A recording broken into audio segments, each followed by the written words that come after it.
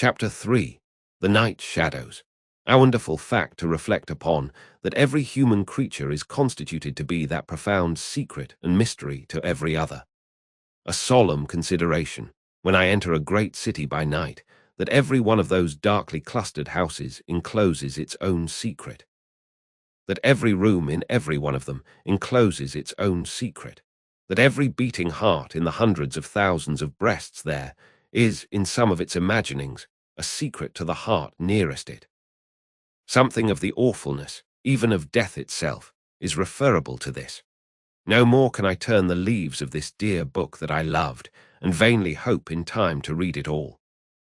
No more can I look into the depths of this unfathomable water, wherein, as momentary lights glanced into it, I have had glimpses of buried treasure and other things submerged. It was appointed that the book should shut with a spring, for ever and forever, when I had read but a page. It was appointed that the water should be locked in an eternal frost, when the light was playing on its surface, and I stood in ignorance on the shore. My friend is dead, my neighbor is dead, my love, the darling of my soul, is dead. It is the inexorable consolidation and perpetuation of the secret that was always in that individuality, and which I shall carry in mind to my life's end. In any of the burial places of this city through which I pass, is there a sleeper more inscrutable than its busy inhabitants are in their innermost personality to me, or than I am to them? As to this, his natural and not to be alienated inheritance, the messenger on horseback had exactly the same possessions as the king, the first minister of state, or the richest merchant in London. So with the 3 passengers shut up in the narrow compass of one lumbering old mail coach. They were mysteries to one another, as complete as if each had been in his own coach and 6, or his own coach and 60, with the breadth of a county between him and the next. The messenger rode back at an easy trot, stopping pretty often at alehouses by the way to drink, but evincing a tendency to keep his own counsel and to keep his hat cocked over his eyes. He had eyes that assorted very well with that decoration, being of a surface black, with no depth in the colour or form, and much too near together, as if they were afraid of being found out in something singly if they kept too far apart. They had a sinister expression, under an old cocked hat like a 3-cornered spittoon, and over a great muffler for the chin and throat, which descended nearly to the wearer's knees. When he stopped for drink, he moved this muffler with his left hand, only while he poured his liquor in with his right. As soon as that was done, he muffled again. "No, Jerry, no," said the messenger, harping on one theme as he rode. "It wouldn't do for you, Jerry. Jerry, you honest tradesman, it wouldn't suit your line of business. Recalled. Bust me if I don't think he'd been a-drinking." His message perplexed his mind to that degree that he was fain, several times, to take off his hat to scratch his head. Except on the crown, which was raggedly bald, he had stiff, black hair, standing jaggedly all over it, and growing downhill almost to his broad, blunt nose. It was so like Smith's work, so much more like the top of a strongly spiked wall than a head of hair, that the best of players at leapfrog might have declined him as the most dangerous man in the world to go over. While he trotted back with the message, he was to deliver to the night watchman in his box at the door of Tellson's Bank, by Temple Bar, who was to deliver it to greater authorities within. The shadows of the night took such shapes to him as arose out of the message, and took such shapes to the mare as arose out of her private topics of uneasiness. They seemed to be numerous, for she shied at every shadow on the road. What time the mail coach lumbered, jolted, rattled, and bumped upon its tedious way, with its 3 fellow inscrutables inside. To whom, likewise, the shadows of the night revealed themselves, in the forms their dozing eyes and wandering thoughts suggested. Tellson's Bank had a run upon it in the mail.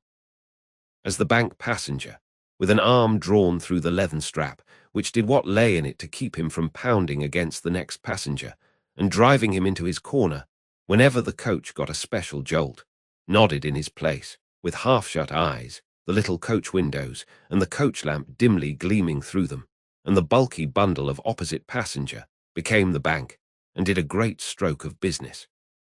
The rattle of the harness was the chink of money, and more drafts were honoured in 5 minutes than even Telson, with all its foreign and home connection, ever paid in thrice the time. Then the strong rooms underground at Telson, with such of their valuable stores and secrets as were known to the passenger, and it was not a little that he knew about them, opened before him, and he went in among them with the great keys and the feebly burning candle, and found them safe and strong and sound and still, just as he had last seen them. But though the bank was almost always with him, and though the coach, in a confused way, like the presence of pain under an opiate, was always with him, there was another current of impression that never ceased to run all through the night. He was on his way to dig some one out of a grave. Now, which of the multitude of faces that showed themselves before him was the true face of the buried person, the shadows of the night did not indicate. But they were all the faces of a man of 45 by years, and they differed principally in the passions they expressed, and in the ghastliness of their worn and wasted state.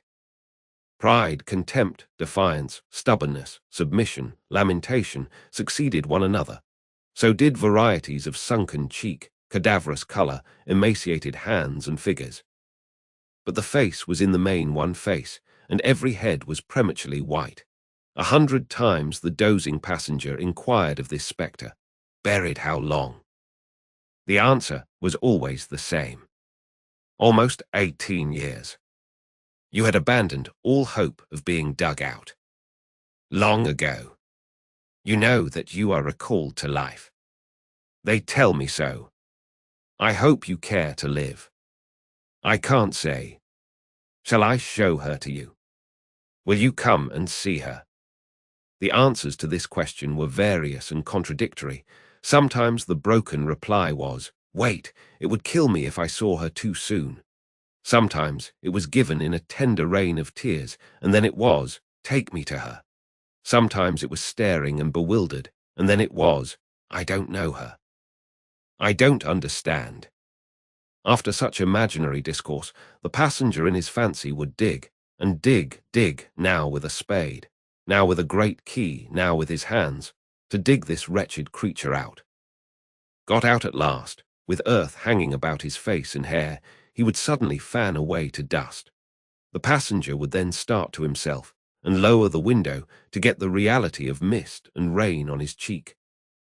Yet even when his eyes were opened on the mist and rain, on the moving patch of light from the lamps, and the hedge at the roadside retreating by jerks, the night shadows outside the coach would fall into the train of the night shadows within. The real banking house by Temple Bar, the real business of the past day, the real strong rooms, the real express sent after him, and the real message returned would all be there. Out of the midst of them, the ghostly face would rise, and he would accost it again. Buried how long? Almost 18 years. I hope you care to live. I can't say.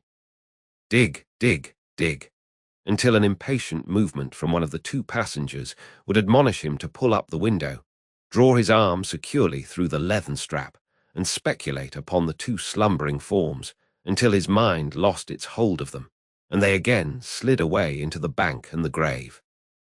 Buried how long? Almost 18 years. You had abandoned all hope of being dug out. Long ago. The words were still in his hearing as just spoken, distinctly in his hearing as ever spoken words had been in his life, when the weary passenger started to the consciousness of daylight and found that the shadows of the night were gone. He lowered the window and looked out at the rising sun. There was a ridge of ploughed land, with a plough upon it where it had been left last night when the horses were unyoked. Beyond, a quiet coppicewood, in which many leaves of burning red and golden yellow still remained upon the trees. Though the earth was cold and wet, the sky was clear, and the sun rose bright, placid, and beautiful. 18 years, said the passenger, looking at the sun. Gracious creator of day, to be buried alive for 18 years.